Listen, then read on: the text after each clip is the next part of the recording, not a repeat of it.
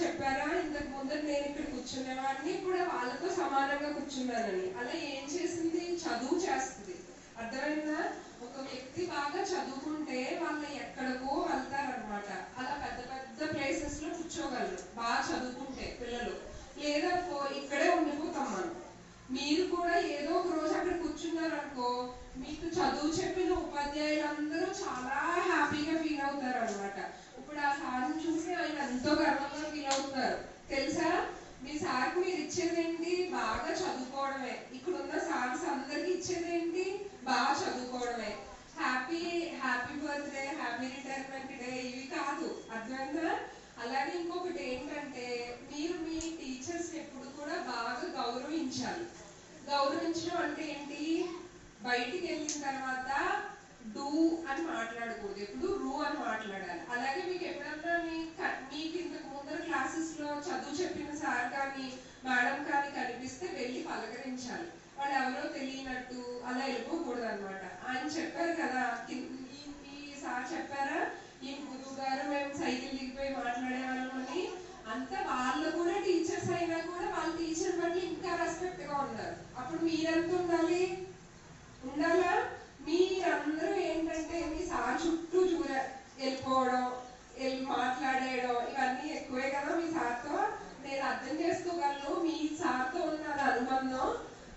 ఆయన పిల్లలతో అంత ఫ్రీగా ఉంటారని నాకు కూడా వాళ్ళు వచ్చే వరకు తెలియదండి. మా నాన్నగారు అంటే మాకు చిన్నప్పుడు చాలా భయం. యాక్చువల్గా ఆయన ఎప్పుడు ఫ్రీడమ్ ఇచ్చారు, కానీ మాకు భయం కొంచెం పెద్ద అయ్యే వరకు అంత ఫ్రీగా మాట్లాడాలంటే. వీళ్ళు అంత ఫ్రీగా మాట్లాడడం చూసి నేనైతే షాక్ అయ్యాను, అసలు ఇంత ఫ్రీగా ఉంటారా పిల్లలతో అని. ఇప్పుడు మేబీ అందరు టీచర్స్ అలాగే ఉంటారనుకుంటానండి. ఎందుకంటే మా చిన్నప్పుడు ఒక డౌట్ వచ్చినా అడగాలంటే చాలా భయం, ఎదురెళ్ళి మాట్లాడాలంటే ఇంకా భయం. ఇంకొకటి ఏంటంటే, ఇప్పుడు మీ అందరి దగ్గర ఫోన్లు, సెల్ ఫోన్లు అన్నీ ఉన్నాయి కదా, అవి మంచిగా వాడుకోండి. అంటే మీకు ఏదన్నా చిన్న డౌట్ వచ్చినా ఏమొచ్చినా, నాకు తెలిసి మీలో చాలా మంది తల్లిదండ్రులు చదువుకోలేదు. వాళ్ళు ఇప్పుడు మిమ్మల్ని చదివించమని లేదా ఏదైనా చిన్న డౌట్ వచ్చి ఇదేంటో అర్థం కావట్లేదని డౌట్ వచ్చినప్పుడు ఆ ఫోన్ ద్వారా తెలుసుకోండి. మీరు వీడియో గేమ్లు ఆడతారు, యూట్యూబ్ లో బోల్డ్ అని చూస్తారు కదా. ఈ అమ్మాయి ఒకసారి నేను చెప్పినప్పుడు చాలా డౌట్లు అడిగింది. అవన్నీ నువ్వు ఫోన్ లో తెలుసుకోవచ్చు. చాలా అప్పుడు ఒకసారి అడిగావు కదా, నాకు అర్థం కావట్లేదండి అదండి ఇదండి అని. అవన్నిటికీ మీకు సెల్ ఫోన్లు నెట్ చాలా హెల్ప్ చేస్తాయి. కానీ వాటిని మీరు అనవసరంగా పిచ్చి పిచ్చి వీడియోలు చూడడానికి, పిచ్చి పిచ్చిగా సినిమాలు చూడడానికి అవన్నిటికీ ఉపయోగించుకోకండి.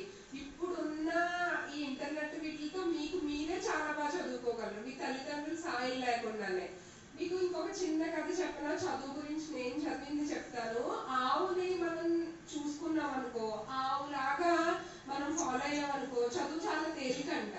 అంటే ఏం లేదు, ఒక అబ్బాయి వచ్చి నేను రోజు స్కూల్కి వెళ్ళను, నేను చదువుకోను అని గారంగా ఏడుస్తాడు అనమాట వాళ్ళ నాన్న దగ్గర. సరే నువ్వు వెళ్ళొద్దు, నిన్ను రేపు పొలంలోకి తీసుకెళ్తానని చెప్పి తీసుకెళ్తాడు అనమాట. సరే అని తీసుకెళ్తేని ఆవును మేపమంటాడు. ఆవును మేపమంటే సరే అని ఆవును మేపొస్తాడు. సాయంత్రం వచ్చిన తర్వాత వాళ్ళ నాన్న అడుగుతాడు, వాళ్ళు నువ్వేం నేర్చుకున్నావు అని. నేనేం నేర్చుకుంటాను, ఆవు మేసొచ్చింది అంతే అంటాడు అనమాట. అంటే సరే అయితే ఆవు మేసు రావడమైనా ఇంకేమి నువ్వు ఇంకేమి గమనించలేదా అని అడుగుతారు అనమాట.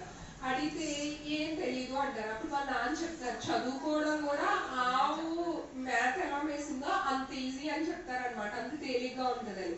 ఎందుకని?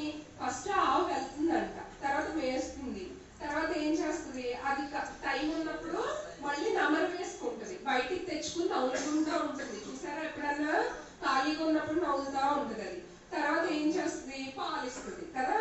అలాగే ఆవులాగే మీరు కూడా స్కూల్కి వెళ్ళాలి, అక్కడ మీకు ఎంత వస్తే అంత నేర్చుకోవాలి, మళ్ళీ ఖాళీ దొరికినప్పుడు అవి చదువుకుంటూ ఉండాలి.